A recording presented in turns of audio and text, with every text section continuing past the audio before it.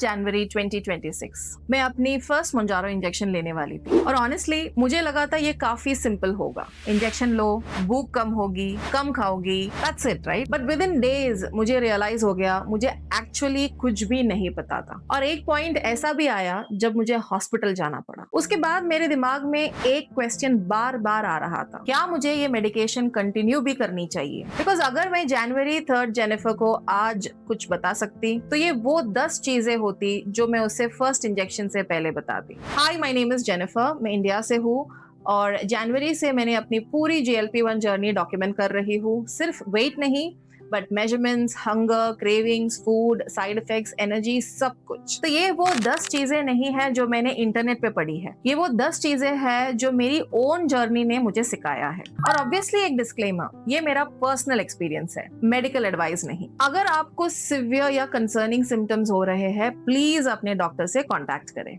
सबसे पहली चीज जो काश मुझे पहले पता होती, भूख कम होना और बॉडी की न्यूट्रिशनल नीड्स कम होना दोनों सेम चीज नहीं है। मोंजारो स्टार्ट करने के बाद मुझे एक बहुत अजीब सा एक्सपीरियंस हुआ। फूड के बारे में मेरा दिमाग कॉन्स्टेंटली नहीं सोच रहा था और पहले तो मुझे लगा wow this is amazing, because obviously हम तो यही चाहते हैं ना, लाइक कि कम क्रेविंग्स हो, भूख कम लगे, फूड के बारे में कम सोचना।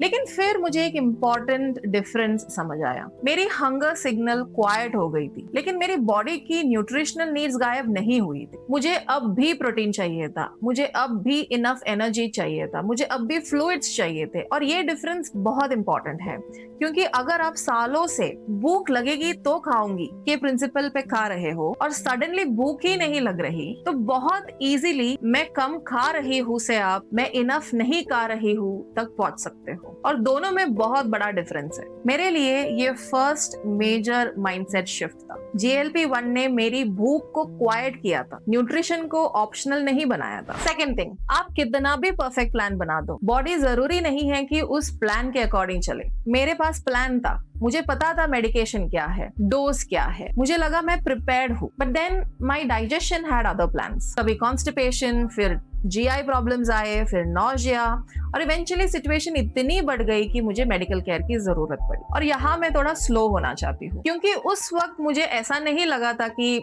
oh my God, there is something terrible which is happening with me.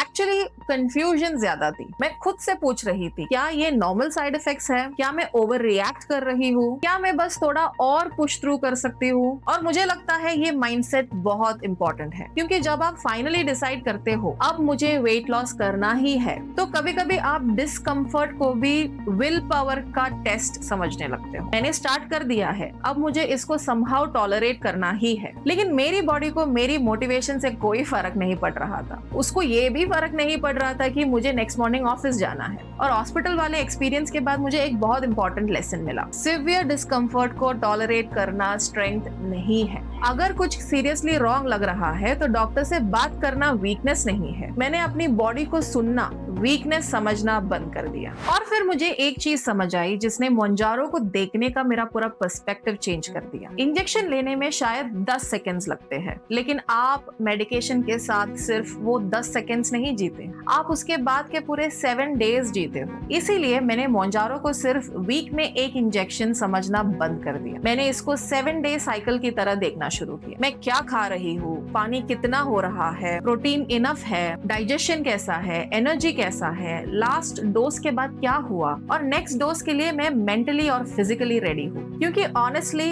Injection तो इजी पार्ट है, रियल एक्सपीरियंस तो उसके बाद शुरू होता है। एक और चीज मैंने हार्ड वे सीखी, बेटर फील करना और कंप्लीटली रिकवर हो जाना सेम चीज नहीं है। मुझे एक पर्टिकुलर मोमेंट याद है, एक ट्यूसडे था, सिम्टम 3 दिन से सेटल था, एनर्जी भी बेटर थी और मैंने सोचा okay finally I am fine. तो मैंने अपना नॉर्मल ब्रेकफास्ट ले लिया, वही प्रोटीन जो मैं पहले इजीली खा लेती थी, कुछ स्पेशल नहीं था, बस नॉर्मल। लेकिन बाय इवनिंग मुझे रिग्रेट होने लगा।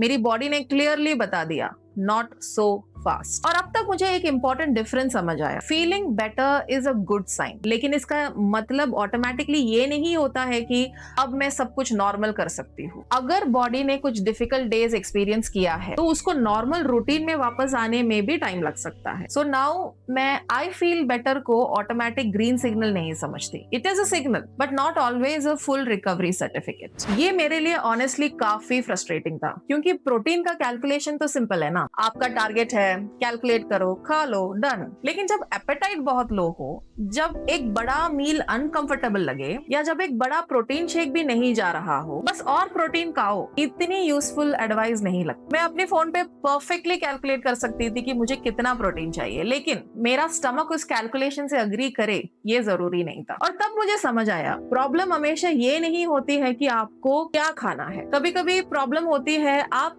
फिजिकली कितना खा पा रहे हो। तो मैंने प्रोटीन को एक ही मील में फोर्स करने के बजाय पूरे दिन स्प्रेड करना स्टार्ट किया, थोड़ा यहाँ थोड़ा वहाँ, स्मॉलर मील, मोर मैनेजेबल पोर्शंस। और मेरे लिए ये काफी बेटर वर्क करने लगा, क्योंकि न्यूट्रिशन सिर्फ पेपर पे परफेक्ट दिखना नहीं है, उसको आपकी एक्चुअल बॉडी के साथ वर्क भी करना चाहिए। ये शायद मेरे लिए सबसे डिफिकल्ट चीजों में से एक है एडमिट करना। ऐसे मोमेंट्स आए जब मुझे सिम्टम्स हो रहे थे और मेरा फर्स्ट थॉट था मैं मैनेज कर लूंगी, ऑफिस है, काम है, रिस्पॉन्सिबिलिटीज है। तो क्वेश्चन होता था क्या मैं इसको टॉलरेट कर सकती हूँ। लेकिन अब मैं एक डिफरेंट क्वेश्चन पूछती हूँ, क्या मुझे इसके बारे में अपने डॉक्टर से बात करनी चाहिए? And honestly that's a much better question, क्योंकि एक्सपेक्टेड साइड इफेक्ट और ऐसा सिम्टम जिसके लिए मेडिकल अटेंशन चाहिए, दोनों सेम चीज नहीं है। और प्लीज मेरी जर्नी को अपना बेंचमार्क मत बनाना। आपकी बॉडी अलग है, आपकी मेडिकल हिस्ट्री अलग है, आपका ट्रीटमेंट प्लान अलग है। आपको सफर करके प्रूव नहीं करना है कि आप स्ट्रॉन्ग हो। अब एक अनकंफर्टेबल टॉपिक, मनी। इसके बारे में बात करना एक्साइटिंग नहीं है, लेकिन इंडिया में इसको इग्नोर नहीं कर सकते, क्योंकि कॉस्ट सिर्फ इंजेक्शन की नहीं होती है। There is medication, doctor consultation, blood test, supplements, food, और कभी कभी अनएक्सपेक्टेड मेडिकल एक्सपेंसेस आते हैं। मेरी जर्नी में भी कॉस्ट एक वेरी रियल फैक्टर रहा है। और मुझे एक चीज समझ आई जो काश स्टार्ट करने के पहले पता होती। सिर्फ ये मत पूछना क्या मैं फर्स्ट मंथ अफोर्ड कर सकती हूँ, बल्कि ये पूछना क्या मैं रियलिस्टिकली इस ट्रीटमेंट को सस्टेन कर सकती हूँ। क्योंकि अगर ट्रीटमेंट फाइनेंशियली सस्टेनेबल ही नहीं है तो वो भी ट्रीटमेंट प्लान का पार्ट है। एक और असम्पशन जो मैंने बनाई थी, एक बार बॉडी को मंजारो की आदत आ गई तो मुझे पता होगा कि क्या एक्सपेक्ट करना है। Not necessarily. डोज चेंज के साथ बॉडी को फिर से एडजस्ट करना पड़ सकता है। तो मैंने ये सोचना बंद किया कि पहले कर चुकी हूँ, मुझे पता है, बट ये सोचना स्टार्ट किया ओके, बॉडी के सामने अभी एक न्यू वेरिएबल आया है। और इस माइंडसेट ने मुझे ज्यादा कॉशियस बनाया, क्योंकि कभी कभी कॉन्फिडेंस भी हमें केयरलेस बना देती है। आपने प्रीवियस डोज हैंडल कर ली, इसका मतलब ये नहीं है कि नेक्स्ट डोज भी एग्जैक्टली वैसा ही होगा। और अब हम वापस आते हैं उस क्वेश्चन पे जो मैंने वीडियो के बिगिनिंग में बोला था, क्या मुझे ये मेडिकेशन कंटिन्यू भी करनी चाहिए? ये क्वेश्चन किसी एक बैड डे पे रैंडमली नहीं आया था, ये मेरे हॉस्पिटल एक्सपीरियंस के बाद मेरे दिमाग में रह गया था। क्योंकि जब आप एक ऐसा एक्सपीरियंस फेस करते हो जहां आपकी बॉडी मेडिकेशन को लेकर आपको जेन्युइनली डरा देती है, तो नेक्स्ट टाइम कुछ रॉन्ग फील होता है, आप सिर्फ सिम्टम को क्वेश्चन नहीं करते, आप पूरी डिसीजन को क्वेश्चन करना स्टार्ट कर देते हो। और मेरा भी कुछ मोमेंट्स ऐसे आए जब मैंने जेन्युइनली पूछा मैं ये कर ही क्यों रही हूँ। ऐसा नहीं था कि मैं वेट लॉस नहीं करना चाहती थी, ऑफ कोर्स आई डिड, लेकिन जब साइड इफेक्ट्स है, एपेटाइट बहुत लो है, फूड कॉम्प्लिकेटेड लग रहा है, कॉस्ट है, अनसर्टेनिटी है और बॉडी वैसे रिस्पॉन्ड नहीं कर रही है जैसे आपने इमेजिन किया था, तो नेचुरली एक क्वेश्चन आता है, is this actually worth it? और अगर आप भी उस स्टेज पे हो तो मैं बस इतना कहना चाहती हूँ, ऐसा थॉट आना ऑटोमेटिकली फेलियर नहीं है, लेकिन इसका मतलब ये भी नहीं है कि आप बिना सोचे पुश करते हैं। कभी रीअसेस करना जरूरी होता है, कभी डॉक्टर से बात करना जरूरी होता है, कभी ट्रीटमेंट चेंज भी करना पड़ सकता है। बस अपना major medical decision panic, frustration और शेम में मत लेना। और अब आते हैं वो एक चीज जो काश जनवरी वाली जेनिफर को पहले पता होती। जब मैंने मोंजारो स्टार्ट किया था, मेरे लिए गोल बहुत सिंपल था, वेट लॉस करना बस। लेकिन कहीं ना कहीं इस जर्नी के बीच में मुझे रियलाइज हुआ मैं सिर्फ वेट लॉस नहीं कर रही थी, मैं अपनी बॉडी को समझना सीख रही थी। मैं सालों से एक ही माइंडसेट के साथ जी रही थी, अगर मैं बस अपने आप को थोड़ा और कंट्रोल कर सकूं, कम खा लूं,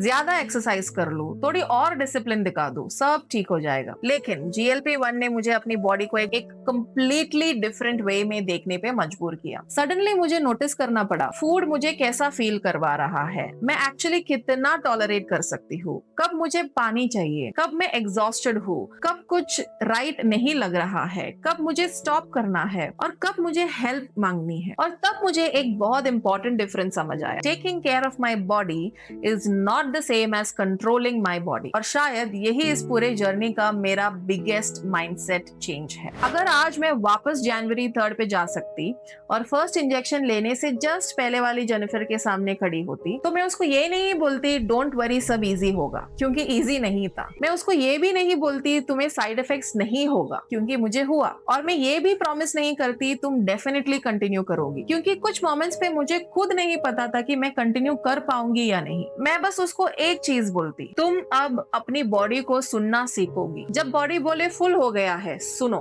जब भूख नहीं है बट न्यूट्रिशन चाहिए, सुनो। जब बॉडी रिकवर कर रही है, उसको टाइम देना। जब कुछ राइट नहीं लग रहा है, उसको इग्नोर मत करना। जब हेल्प चाहिए, हेल्प मांगना। और जब स्केल पूरी स्टोरी नहीं बता रहा, सिर्फ स्केल को बिलीव मत करना। क्योंकि हाँ, मोंजारो ने मेरा वेट चेंज किया, लेकिन बिगर चेंज क्या था? इस जर्नी ने मुझे अपनी बॉडी को कंट्रोल करना नहीं, उसको लिसन करना सिखाया। और अगर आप ये वीडियो इसीलिए देख रहे हो क्योंकि आप अपना फर्स्ट इंजेक्शन लेने वाले हो, मुझे कमेंट्स में एक चीज बताओ, आपको सबसे ज्यादा डर किस चीज का लग रहा है? Side effects, food, cost, injection, या सिंपली मुझे एक्चुअली पता ही नहीं मेरे साथ क्या होने वाला है? कमेंट करके बताओ, बिकॉज हो सकता है आपका क्वेश्चन किसी और के माइंड में भी एग्जैक्टली वही हो। और अगर आप एक real Indian GLP-1 journey follow करना चाहते हो, good days, bad days, numbers, mistakes, side effects, everything, then subscribe to Mounjaro Diaries India. I will see you in the next one and take care.